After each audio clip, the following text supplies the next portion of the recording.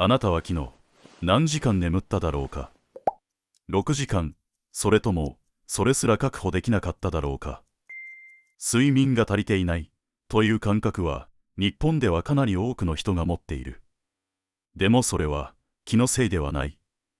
データで見ると、日本は世界の中でも、特に眠れていない国の一つだということが分かっている。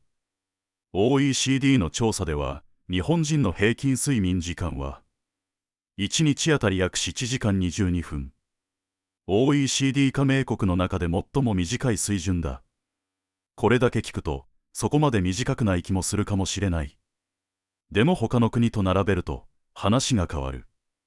フランスは約8時間33分、アメリカでも約8時間51分。日本との差は1時間以上ある。その差が365日積み重なると、年間で約15日分の睡眠が失われている計算になる。なぜ日本だけこうなるのか。原因は大きく3つに整理できる。1つ目は、通勤時間だ。日本のビジネスパーソンの平均通勤時間は往復で約48分。これは OECD 平均のおよそ2倍にあたる。仕事が終わっても、帰宅するだけでさらに時間が削られる。2つ目は、寝る前のスマートフォンだ。ある調査では、日本人の約6割が就寝直前までスマホを使っていると回答している。スマホの光は脳を覚醒させ、眠りにつくまでの時間を延ばす。3つ目は、文化的な空気感だ。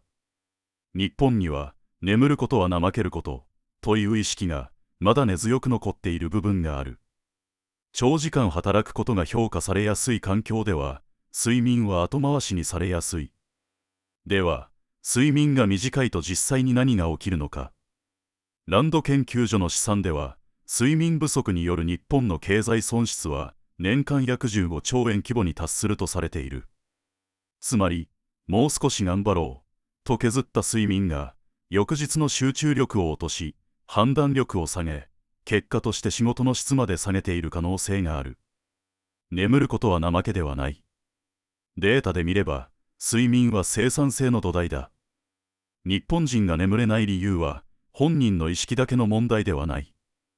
通勤、スマホ、文化的な空気、それらが複合して積み重なった構造的な結果だ。